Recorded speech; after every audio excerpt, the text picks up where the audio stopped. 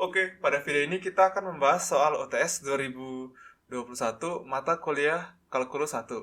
Diharapkan sebelum melihat pembahasan ini, Anda sudah membaca dan mempelajari materinya. Silakan lompat ke soal-soal yang perlu dibahas pada timestamp di bawah deskripsi video ini. Selamat belajar dan selamat menikmati. Oke, soal 1A.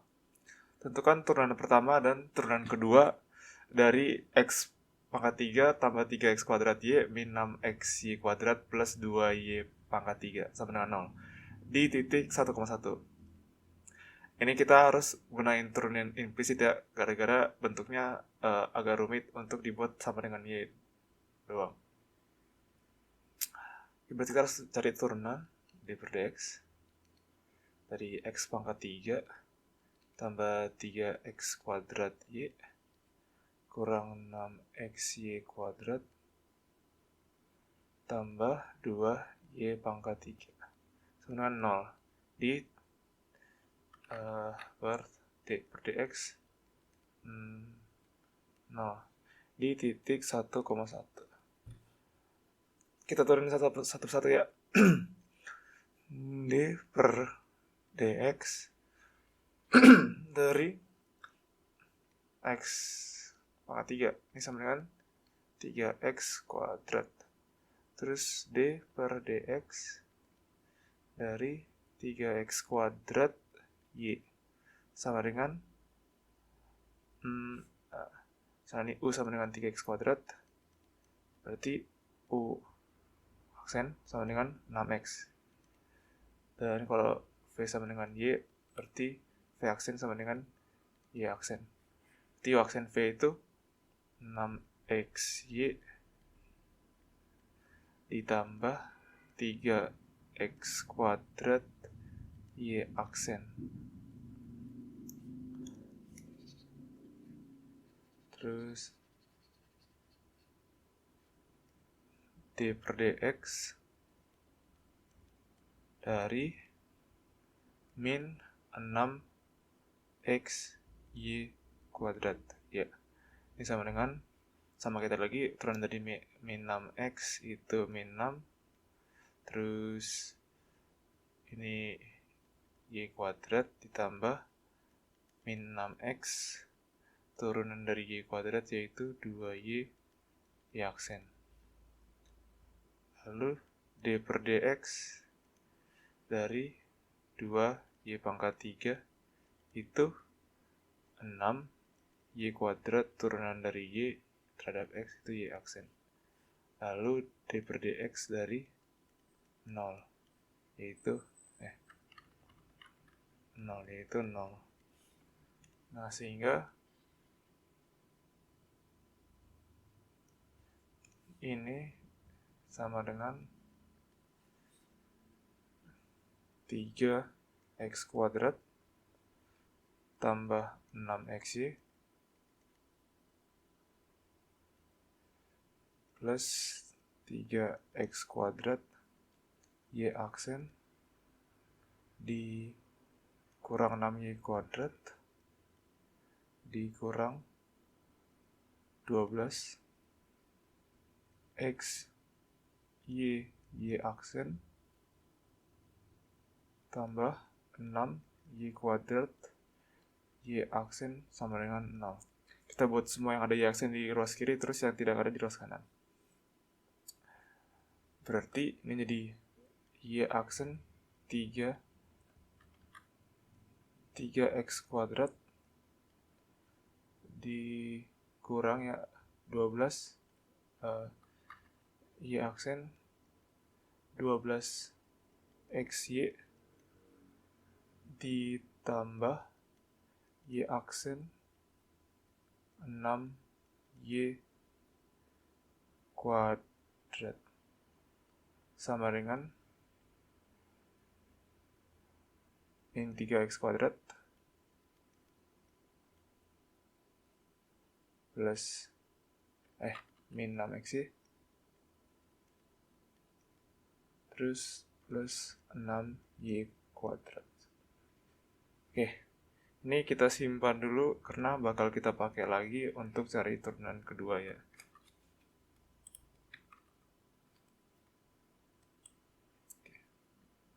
bakal kita pakai nanti. Sekarang kita lanjut dulu.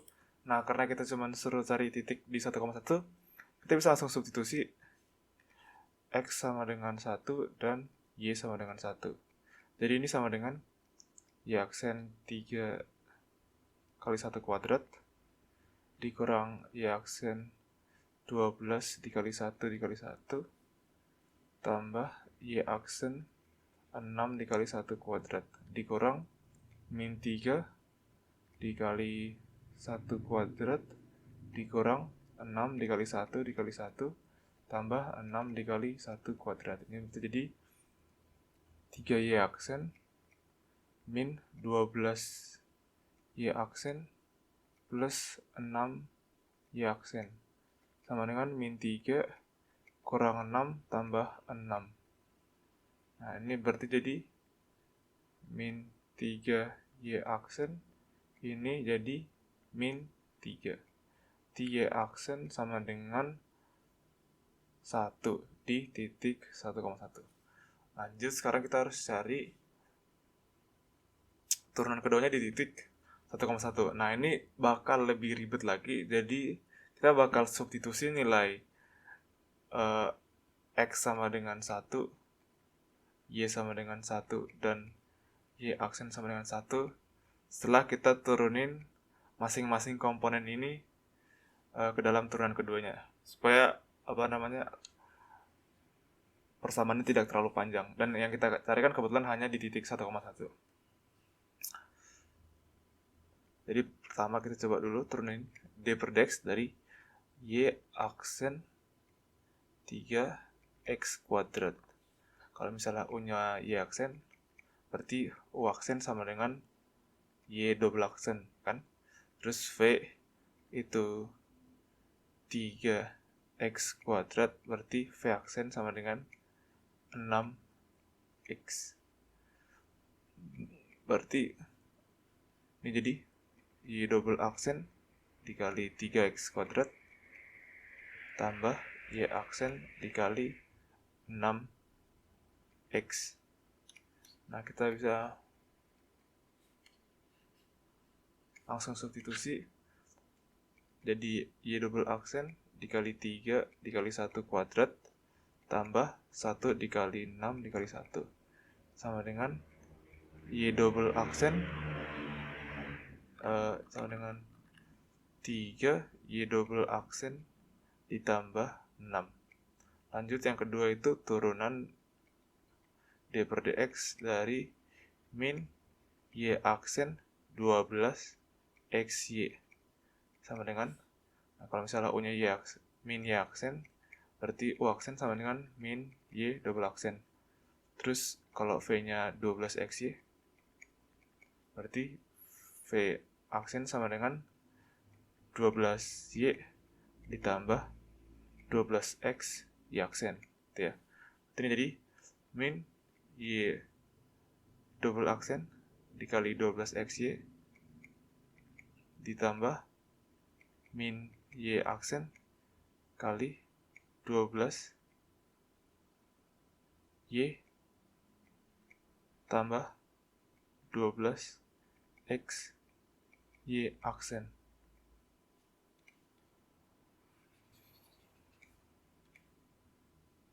Oke. Substitusi nilai-nilai jadi min Y double aksen dikali 12 dikali 1 dikali 1 tambah min 1 kali 12 kali 1 tambah 12 kali 1 sama dengan min 12 Y double aksen dikurang ya 24. Oke. Selanjutnya D per dx dari Y aksen 6Y kuadrat.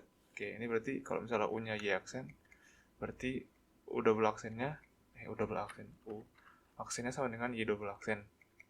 Berarti V, terus V nya sama dengan 6Y kuadrat, berarti V aksennya sama dengan 12 Y aksen. Kita masukin, jadi ini Y double aksen kali 6Y kuadrat aku tambah Y aksen kali 12 kali Y aksen. Oke, substitusi nilai jadi Y double aksen kali 6 dikali 1 kuadrat tambah 1 dikali 12 dikali 1 dikali 1. Jadi 6 Y double aksen ditambah 12. Oke. Lanjut, D per dx dari min 3x kuadrat. Ini sama dengan min 6x ya. Terus ini substitusi nilai x jadi min 6 kali 1. Ini sama dengan min 6. Lalu D per dx dari min 6xy. Ini jadi sama dengan min 6y ditambah min 6x kali y aksen. Substitusi nilainya jadi min 6 dikali 1 tambah min 6 dikali 1 dikali 1. Sama dengan ini min 6, ini min 6. Jadi min 12. Terakhir, D per dx dari 6y kuadrat. Ini jadi 12y aksen. Jadi substitusi nilai jadi 12 dikali 1 dikali 1. Ini jadi sama dengan 12. Ya berarti sekarang kita bisa tukar semua nilainya. Jadi ini menjadi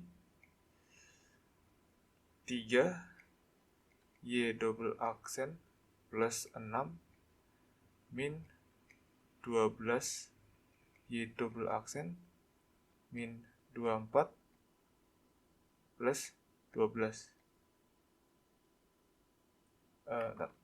min 24 plus 6y double aksen plus 12 sama dengan min 6 min 12 plus 12. Oke, 3y aksen min 12y aksen plus 6y aksen ini jadi min 3y double aksen ya. Terus min 24 plus 12 jadi min 12 plus 6 jadi min 6 sama dengan min 12 plus 12 0, jadi ini sama dengan min 6. Berarti min 3y aksen double aksen sama dengan 0. Berarti y aksen double aksen sama dengan 0. Berarti kesimpulan yang kita peroleh dy per dx turunan pertama sama dengan tadi nilainya 1 dan turunan kedua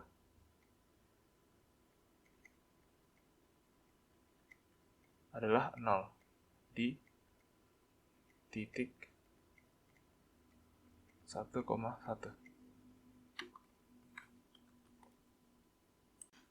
Soal 1b. Tentukan turunan pertama dan turunan kedua dari y pangkat 4 tambah cos x kuadrat y pangkat 3 ditambah 3y kuadrat tambah x kuadrat sama dengan 5 di titik 0,1. Y pangkat 4 tambah cos x kuadrat y pangkat 3 tambah 3y kuadrat tambah x kuadrat sama dengan 5 di titik 0,1. Oke. Ini juga bakal kita turunin satu persatu. D per dx dari y pangkat 4 sama dengan 4y pangkat 3 y aksen. Lalu turunan dari D per dx dari cos x kuadrat y pangkat 3 ini sama dengan min sin x kuadrat y pangkat 3 dan turunan dari x kuadrat y pangkat 3. Turunan dari x kuadrat y pangkat 3. Kalau misalnya u-nya x kuadrat, terus u aksennya berarti jadi 2x, v-nya sama dengan y pangkat 3, berarti v aksen sama dengan 3y kuadrat ya. Berarti ini jadi 2xy ditambah x kuadrat. Ini turunannya tambah y aksennya. X kuadrat 3y kuadrat Y aksen. Oke.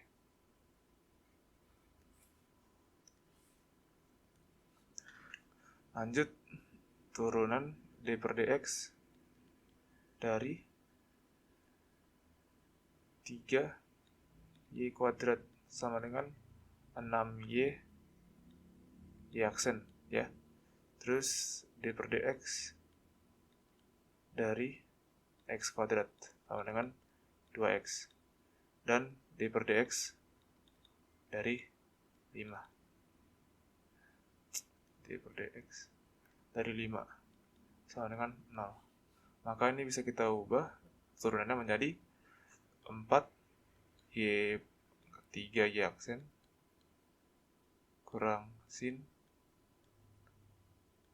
x kuadrat y pangkat 3 kali 2xy tambah x kuadrat 3y kuadrat y aksen tambah 6y y aksen tambah 2x sama dengan 0. Ya. Oke.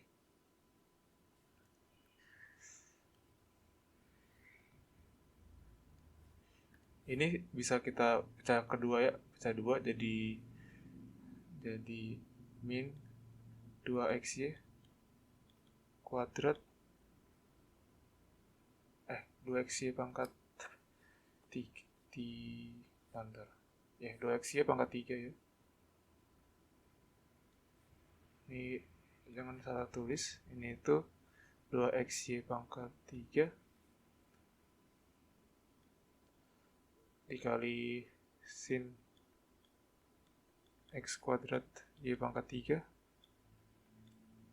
terus dikurang 3y kuadrat y aksen sin x kuadrat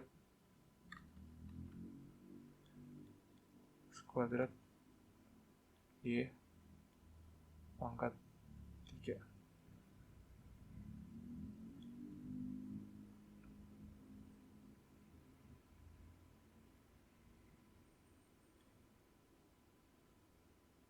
Ya, tapi kan ini bakal sangat ribet, jadi karena kita cuma suruh cari nilai 0,1 saja, kita bisa pakai ini.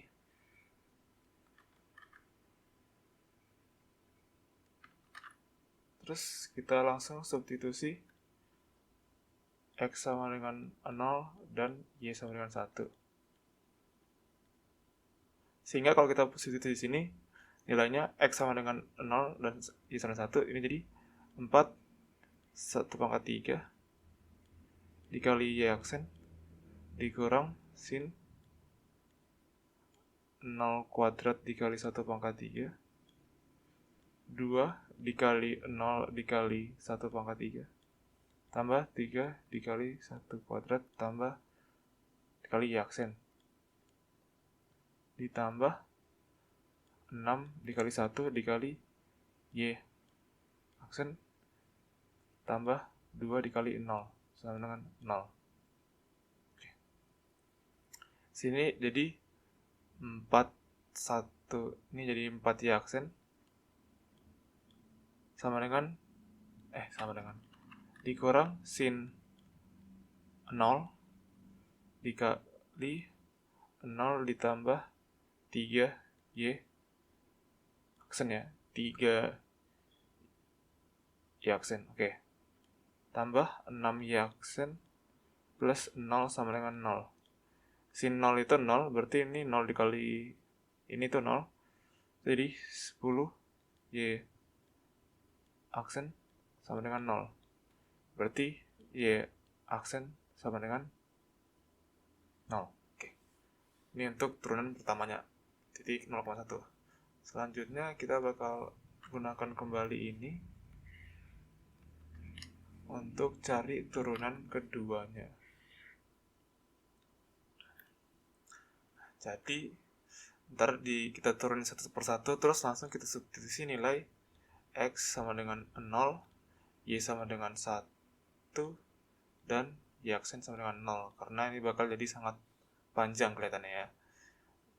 Pertama itu adalah D per dx dari 4Y pangkat 3 Y aksen sama dengan, kalau misalnya U sama dengan 4Y pangkat 3, terus berarti U aksen sama dengan 12 Y kuadrat Y aksen. Terus kalau misalnya V-nya sama dengan Y aksen, berarti V aksen sama dengan Y double aksen. Itu jadi 12 Y kuadrat Y aksen dikali Y aksen ditambah 4Y pangkat 3 kali Y double aksen. Kita substitusi, nilainya langsung jadi 12 dikali 1 kuadrat dikali 0 dikali 0 tambah 4 dikali 1 pangkat 3 Y double aksen. Ini jadi 0, berarti ini sama dengan 4Y double aksen. Lanjut, ini paling panjang ya, jadi ini terakhir dulu. Ini D per dx dari ini dulu ya, 6Y Y aksen sama dengan, kalau misalnya ini U, ini V, berarti U aksen itu 6Y aksen, terus ini V aksennya jadi Y double aksen kan. Berarti jadi U aksennya itu 6Y aksen dikali V-nya Y aksen ditambah U biasa 6Y kali V aksen Y double aksen. Ini berarti sama dengan 6 dikali Y aksen kali Y aksen, berarti 6 dikali 0 dikali 0 tambah 6 dikali 1 dikali Y double aksen. Berarti ini jadi 6Y double aksen. Lanjut, D per dx dari 2x sama dengan 2 ya. Oke, terus D per dx dari 0 sama dengan 0. Oke, terakhir ini yang paling panjang. D per dx dari min sin x kuadrat Y pangkat 3 dikali 2x Y pangkat 3 ditambah x kuadrat 3Y kuadrat Y aksen. Nah, misalkan ini U, misalkan U-nya, misalkan ini itu U dan ini itu V. Berarti U aksen sama dengan min cos ya,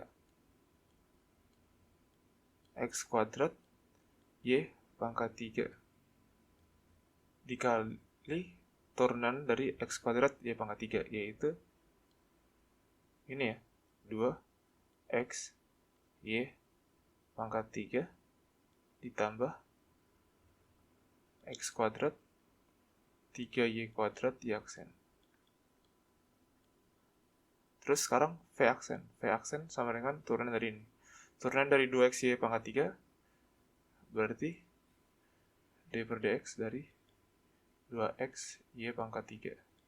Ini U, ini V, berarti U aksennya 2, V aksennya 3Y kuadrat Y aksen. Berarti jadi 2 Y pangkat 3 ditambah 2x 3Y kuadrat dikali Y aksen. Ini yang bagian sini. Terus ditambah turunan dari x kuadrat 3Y kuadrat Y aksen, atau turunan dari Y aksen 3x kuadrat Y kuadrat. Nah, berarti kalau misalnya U-nya Y aksen, berarti U aksen sama dengan Y double aksen. Oke. Terus kalau misalnya V-nya sama dengan 3x kuadrat y kuadrat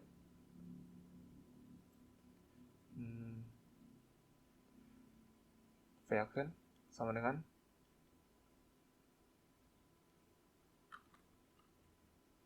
6x y kuadrat tambah 3x kuadrat kali 2y y aksen.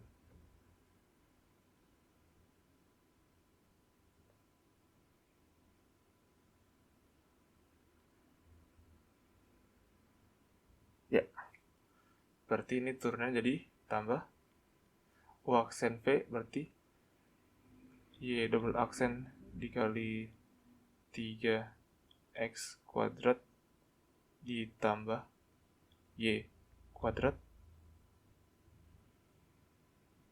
dikali ditambah y aksen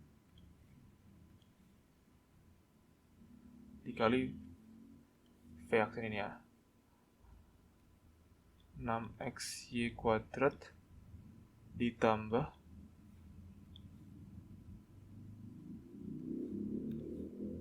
3x kuadrat plus 2y plus lagi dikali 3x kuadrat kali 2y y aksen. Dah, ini hasilnya untuk v aksen. Nah, karena ini panjang, kita bisa langsung substitusi aja nilai-nilainya di dalam u ini, baru digabung ya. Jadi misalnya u kita substitusi nilainya, ini berarti jadi min sin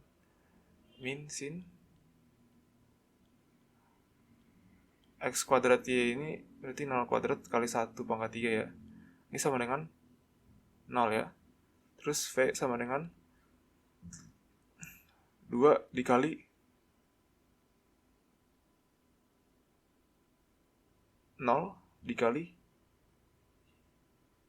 y nya 1 pangkat 3 tambah 1 kuadrat dikali 3 1 kuadrat 0 kuadrat dikali 3 dikali 1 kuadrat kali 0. Ini juga sama dengan 0.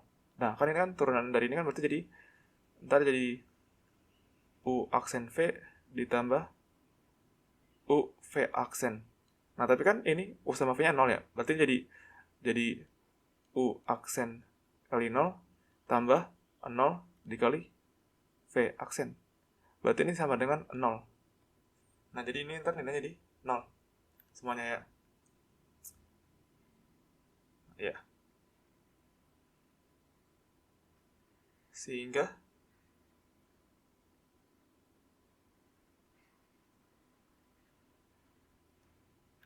d per dx ini sama dengan ini 0. Oke. Sekarang kita tinggal masukin semuanya berarti ya.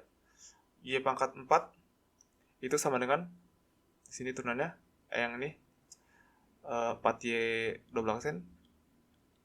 Terus ini 0 ya. Ini 0. Terus ini jadi plus 6y double aksen. Terus plus 2. Ya kan? Sama dengan 0. Berarti ini jadi 10 y double aksen sama dengan min 2. Y double aksen sama dengan min 1/5. Oke, berarti kesimpulannya adalah turunan pertama sama dengan 0 ya. Terus turunan kedua sama dengan min 1/5 di titik 0,1.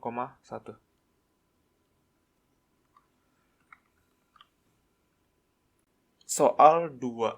Diketahui fx sama dengan akar x dan gx sama dengan x kuadrat min 3. Tentukanlah yang pertama a. Hx jika diketahui hx sama dengan fogx. Oke. Untuk soal 2a kita harus cari dulu fogx sama dengan apa. Fogx sama dengan f GX begini, berarti sama dengan akar GX. Ini berarti sama dengan akar X kuadrat min 3. Dan karena ini sama dengan, karena HX sama dengan FOGX, berarti kesimpulannya HX sama dengan akar X kuadrat min 3. Ini untuk 2A. Lanjut 2B, domain dari HX. Nah, HX ini kan ada nilai-nilai yang harus dipenuhi di X-nya. Nah, syarat-syarat untuk di sini kan, karena ini bentuknya akar, syaratnya itu X kuadrat min 3 harus lebih besar sama dengan 0. Nah, jadi kalau pertidaksamaan ini kita selesain di garis bilangan, berarti ini ya, X sama, kalau ini diselesain berarti jadi akar min 3 sama akar 3. Terus yang memenuhi berarti daerah sini ya, sama sini.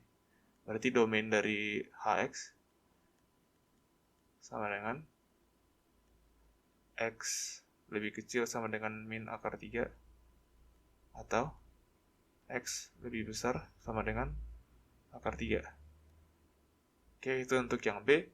Untuk yang C, apakah H termasuk fungsi ganjil, genap, atau bukan keduanya?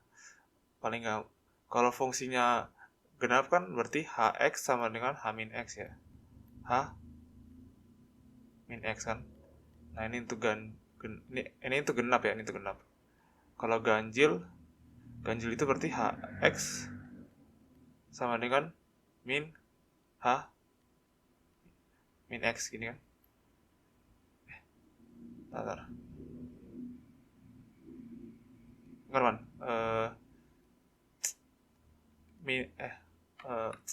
H min X sama dengan min HX. Nah, ini ganjil.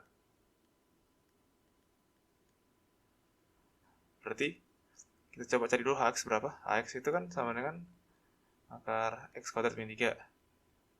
Nah, terus H min X kan sama dengan akar min X kuadrat min 3. Nah, ini kan juga sama dengan X kuadrat min 3. Nah, kan berarti kan jadinya HX sama dengan X kuadrat min 3 sama dengan H min X ya. Nah, ini kan berarti genap ya. HX sama dengan H min X. Jadi kesimpulannya, fungsinya adalah HX fungsi genap.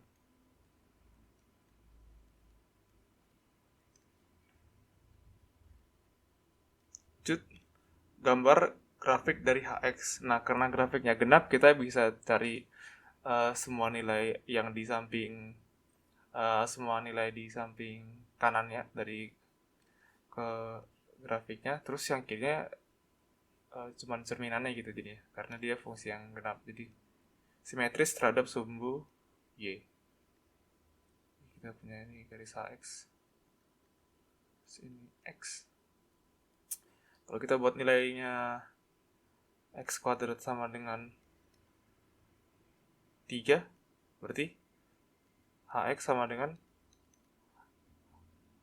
bentar ya, kita buat tabel aja. X pangkat 3, kalau misalnya X kuadrat, kalau misalnya X kuadrat pangkat sama dengan 3, berarti HX nya sama dengan 3 dikurang 3, 0 akar 0 ya. Nah, terus kalau misalnya X pangkat 3 nya, X kuadratnya 4, berarti 4 dikurang 3 akar 1. Misalnya ini 4, berarti HX nya jadi 1.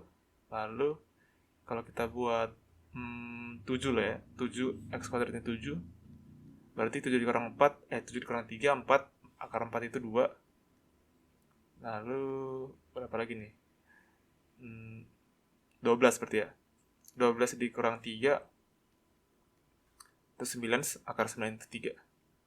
Nah, berarti X nya itu akar 3, ini 2, ini akar 7, akar 12. Oke, berarti kalau kita buat garis di sini 0, 1, 1, 2, 3, 4. Berarti akar 3 ada di sekitar sini. Terus akar 7 di sekitar sini. Dan akar 12 itu di sekitar sini. Terus ini 1, 2, 3 di ini 0. Terus di 2 di sini, sekitar sini. 7 di sekitar sini. Terus 12 di sekitar sini. Berarti kurvanya kayak begini. Nah, karena ini cerminannya, berarti kita tinggal dicerminin.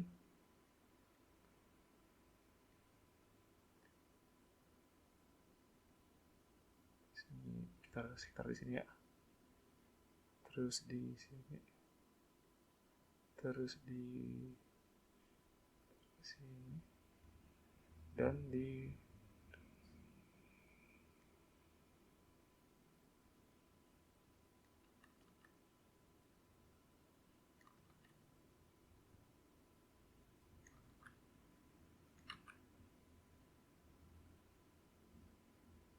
ya gitulah kurang lebih. Nah, ini untuk D. Grafiknya kurang lebih seperti ini. Oke.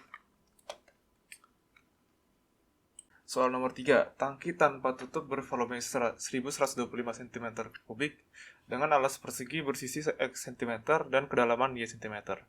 Permukaan atas tangki sejajar dengan tanah. Tangki akan dibangun untuk menampung air hujan. Biaya pembuatan tangki tidak hanya melibatkan material, namun juga biaya penggalian tanah yang sebanding dengan hasil kali XY. Jika biaya total adalah C sama dengan 5x kuadrat plus 4xy ditambah 10xy rupiah per centimeter kuadrat, berapakah ukuran X dan Y yang meminimumkan biaya? Jadi kita bakal buat sebuah tangki ya, kira-kira seperti ini.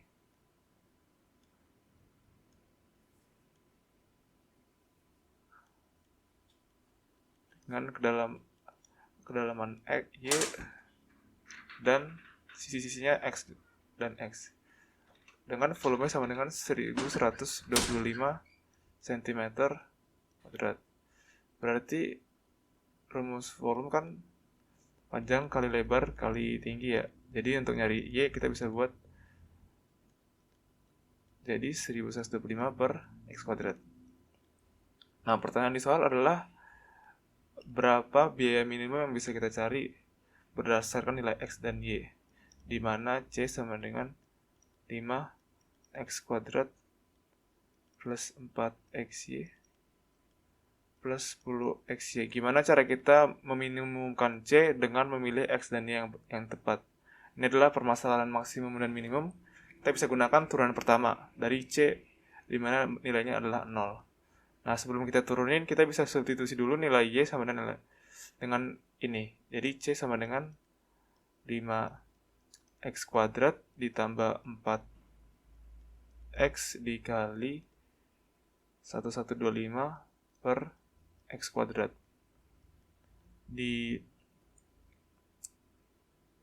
ya 10x dikali 1125 per X kuadrat.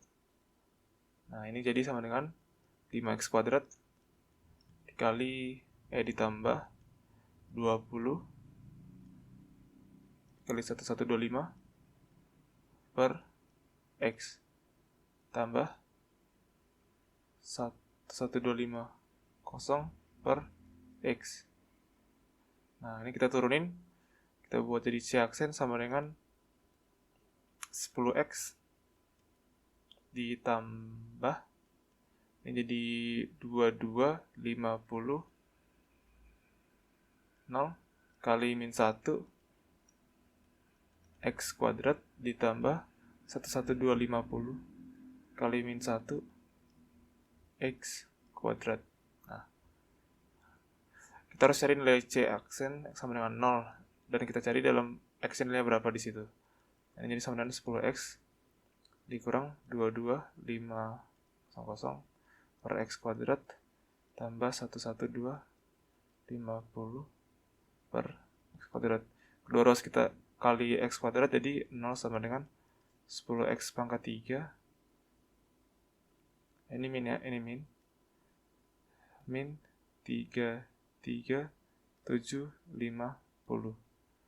Berarti 10x pangkat 3 sama dengan 33,750.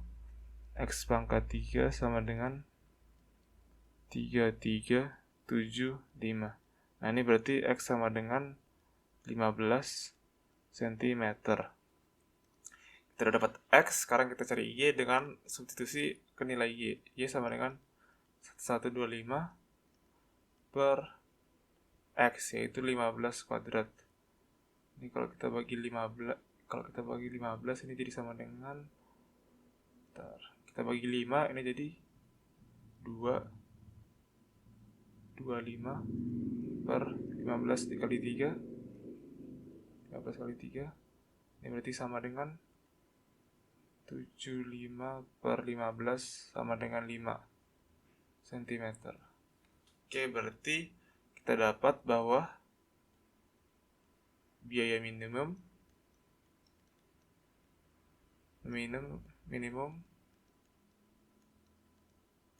dicapai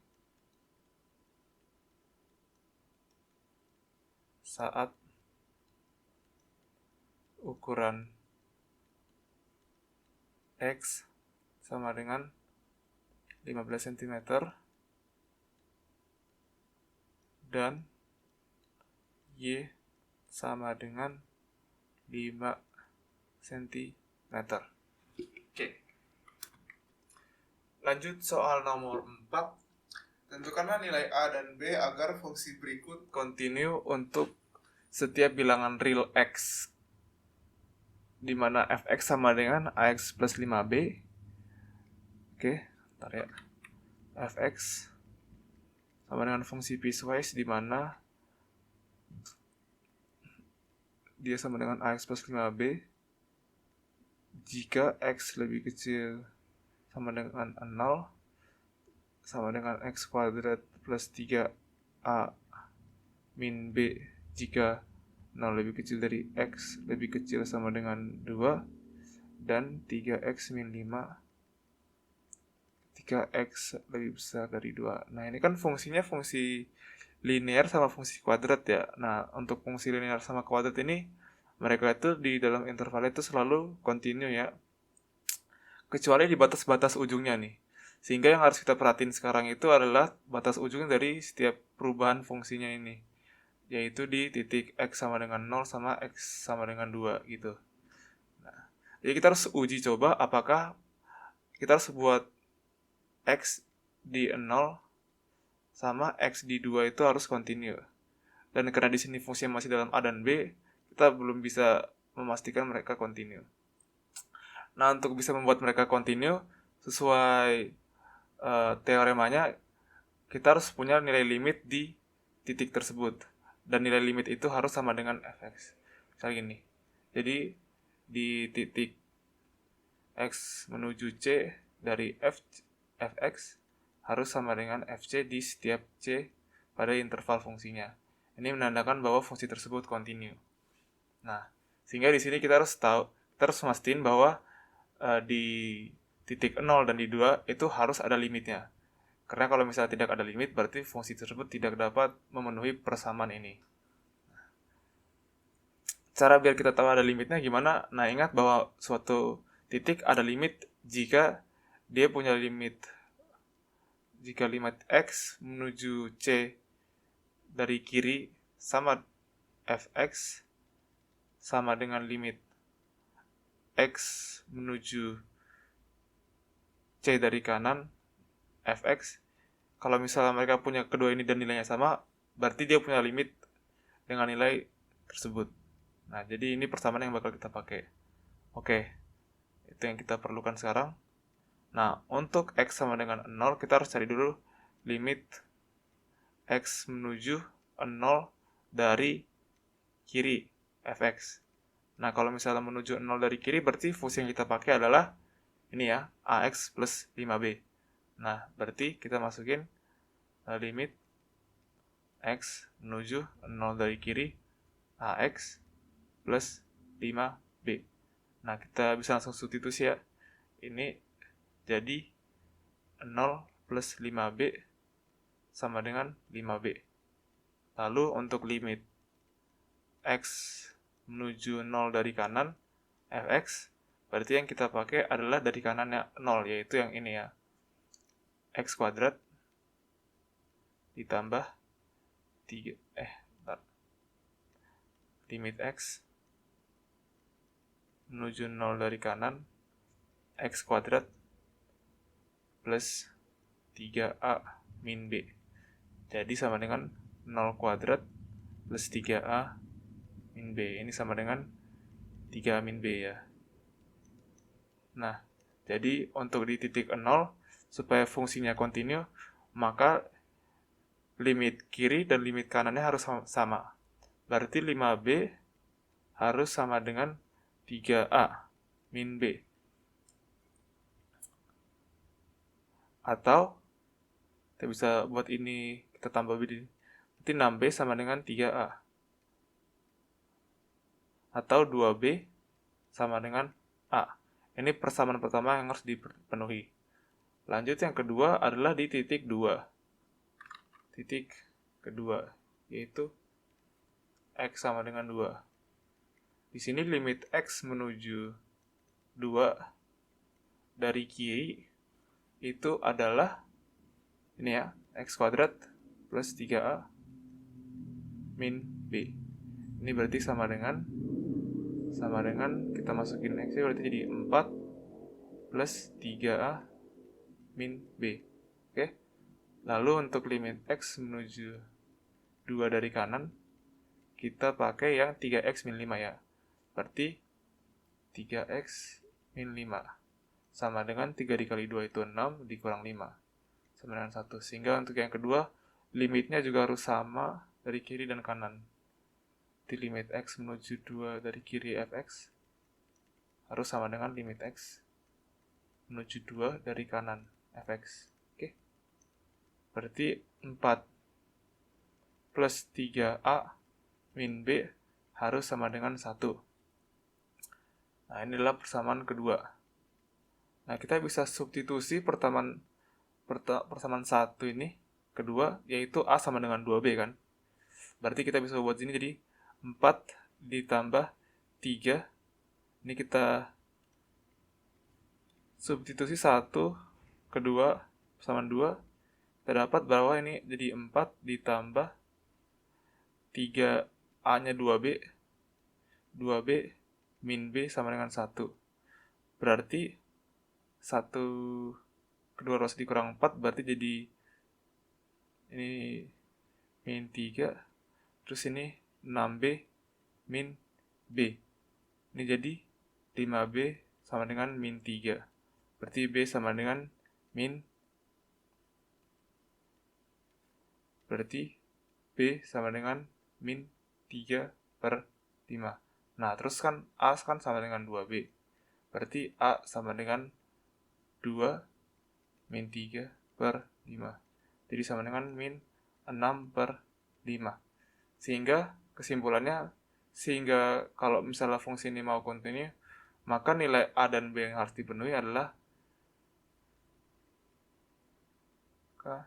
nilai A harus sama dengan min 6 per 5 dan B sama dengan min 3 per 5 untuk membuat fungsi tersebut continue. Nah, gitu. Oke, soal nomor 5A. Diketahui panjang jalan antara kota A dan kota B adalah 100 km dengan batas kecepatan tempuh adalah 100 km per jam. Misalkan mobil X berangkat dari kota A menuju kota B pada jam keberangkatan yang sama dengan mobil Y berangkat dari kota B menuju kota A. Nah, kedua mobil berpas-pasan di suatu titik setelah menempuh 30 menit waktu perjalanan. Tunjukkanlah bahwa salah satu mobil memiliki kecepatan tempuh melebihi 100 km per jam. Oke, di sini kita coba dulu buat suatu definisi di mana FT itu adalah jarak tempuh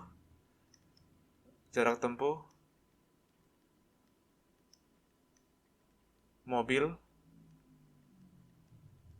X ya. Setelah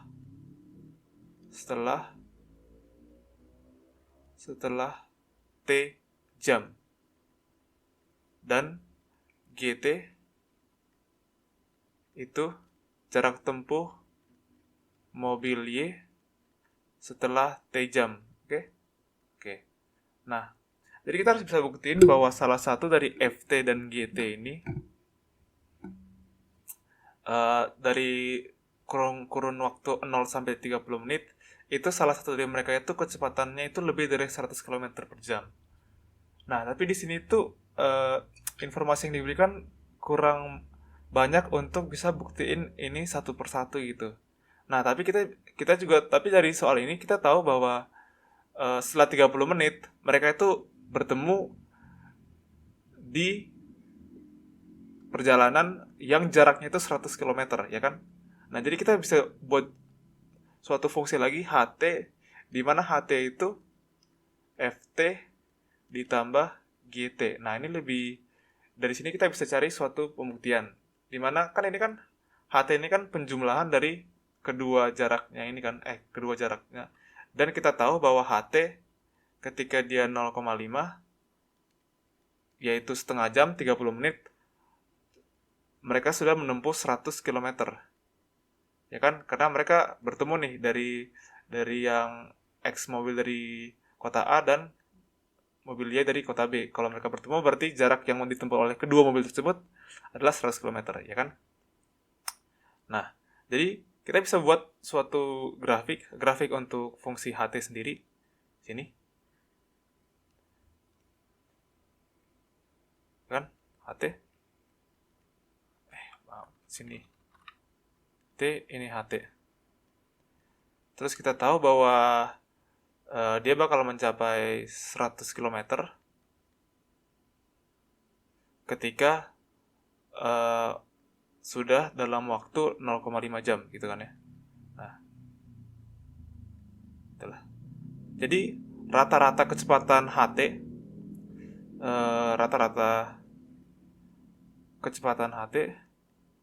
rata-ratanya ya, karena dalam 30 menit mereka nyampe 100 km, berarti kecepatannya HT kan sama dengan 100 km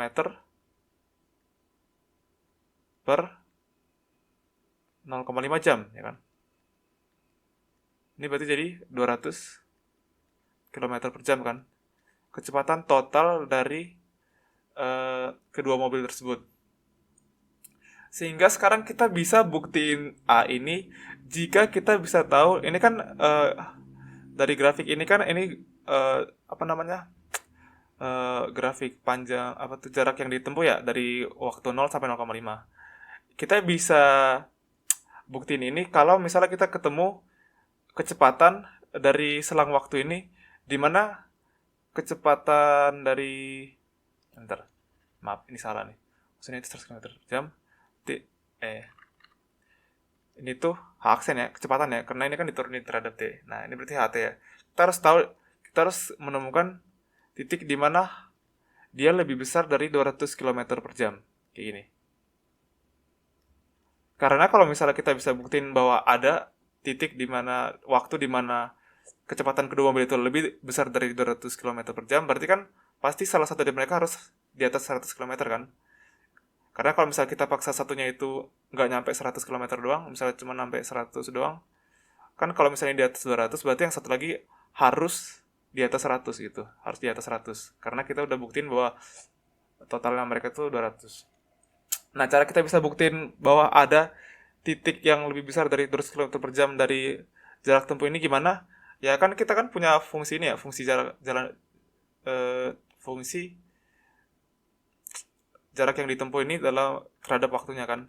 Nah, kalau misalnya kita buat garisnya itu seperti ini, kurang lebih kayak gini. Nah, ya kayak gini lah. Ini berarti kan kecepatan tempuhnya itu konstan ya, 100 km per jam terus. Nah, kalau misalnya begini kan 100 lagi, 200 km kan.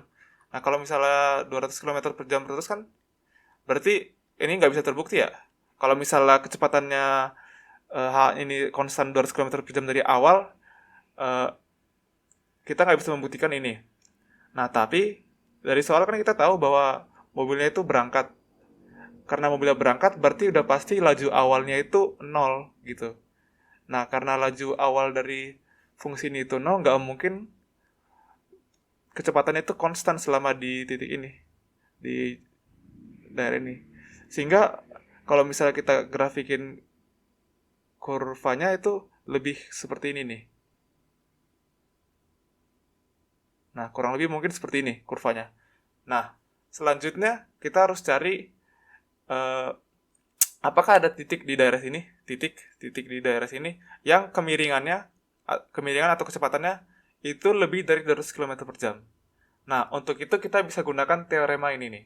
Nih, jika F continue di interval A sampai B berarti 0 sampai 0,5 dan diterturunkan atau diferensiabel di interiornya di dalamnya, maka pasti ada satu titik di daerah sini yang sama dengan kecepatan rata-ratanya, yaitu 200 km per jam. Jadi maksudnya itu kalau misalnya ini selama di perjalanan itu kedua mobil tersebut yang nggak ada yang teleportasi atau tidak ada yang tiba-tiba rem dadakan, pasti ini continue dan diferensiabel ya. Jadi sehingga kurva ini bakal memenuhi teorema ini dan di salah satu titik di sini tuh udah pasti ada yang kecepatan rata-rata itu ini 200 km per jam. Atau ilustrasinya kalau misalnya ini ya, di kurva ini misalnya ini kan kecepatan rata-rata kan kayak gini kan, 100 km per 200 km per jam. Nah, berarti misalnya di sini nih, titik sini, di titik sini itu pasti kecepatannya sama 200 km per jam di sini. Nah, kita udah buktiin nih, di sini itu 200 km per jam. Gimana cara kita buktiin ada yang di atasnya? Ya kita tinggal cukup tarik yang di atas ini nih. Titik yang di atas nilai ini, yaitu misalnya di sini nih. Nih. Nih. Nah. Nah, ini itu di atas 200 km per jam. Titik setelah titik ini. Titik setelah ketemu nilai dari teorema nilai rata-rata turunan. Nah, situ telah kita buktikan sehingga bisa kita simpulkan karena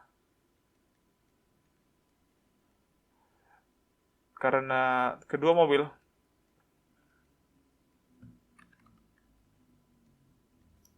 berangkat dengan laju awal dengan awalan diam atau laju 0 km per jam telah dibuktikan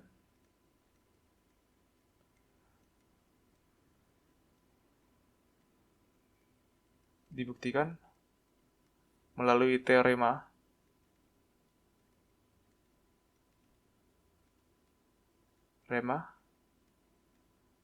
nilai rata-rata untuk turunan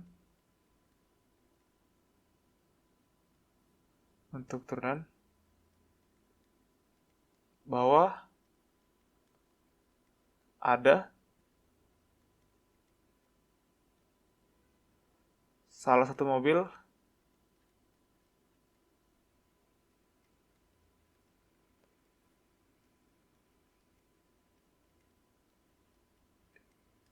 yang melebihi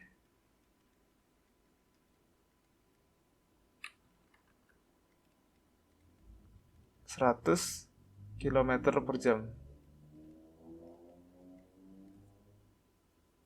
Seperti itu ya. Oke, lanjut soal nomor 5B.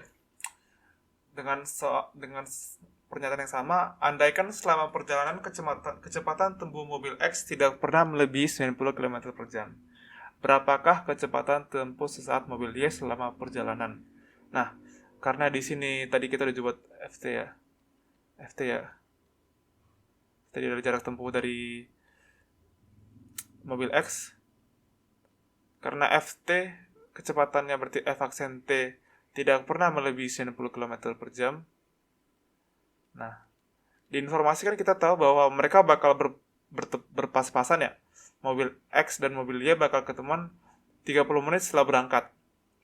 Nah, berarti dalam waktu 30 menit jarak yang ditempuh FT pasti tidak bakal melebihi 45 km. Jadi kalau kita buat suatu garis,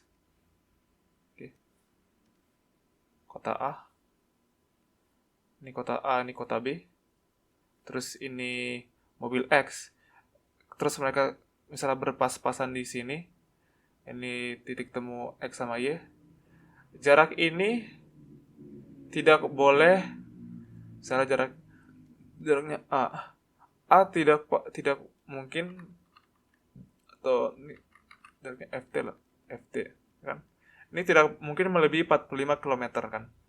Tapi karena mereka harus bertemu, berarti mobil Y harus bertemu dengan A di sini.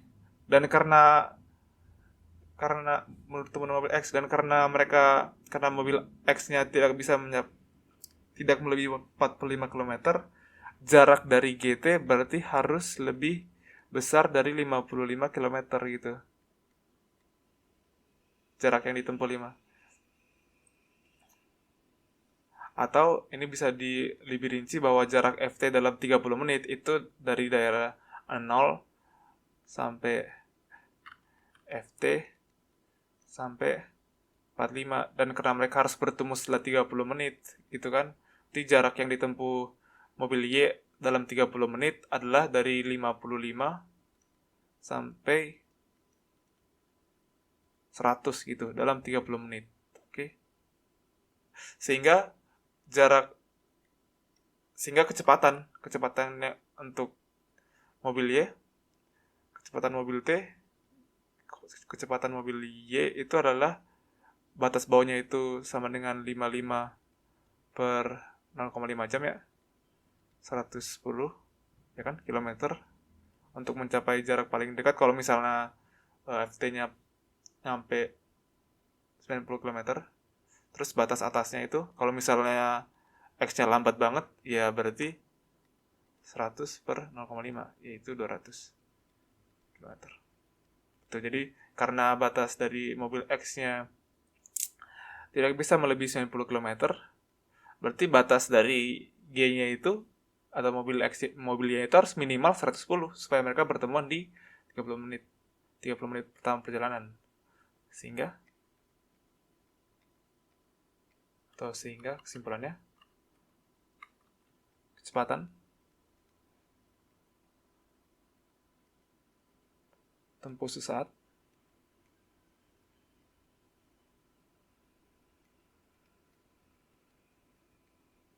mobil Y selama perjalanan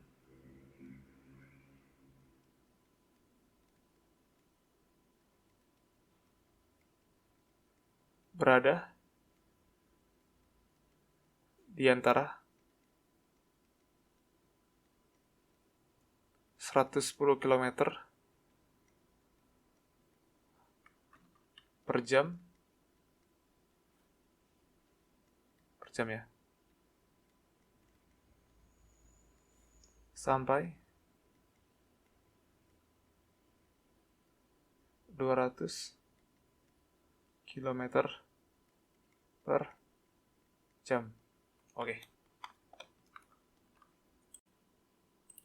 Terima kasih sudah menonton video ini. Semoga dengan video ini Anda semakin memahami materinya. Dan jangan lupa untuk belajar.